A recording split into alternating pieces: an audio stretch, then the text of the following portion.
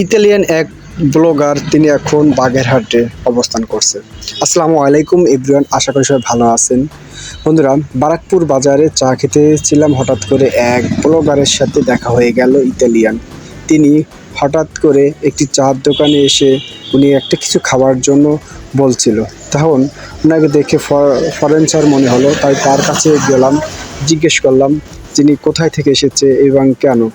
তিনি এই বাংলাদেশে কিছুদিন আগে এসেছে এবং এই যে সাইকেল আছে বাইসাইকেল, এই সাইকেলটা দিয়ে তিনি সারা দেশ ভ্রমণ করে থাকেন এবং ইনি এসেছিল বাগেরহাটের ষাট গম্বুজ মসজিদটা পরিদর্শন করতে। তখন তার সাথে দেখা হয়ে গেল।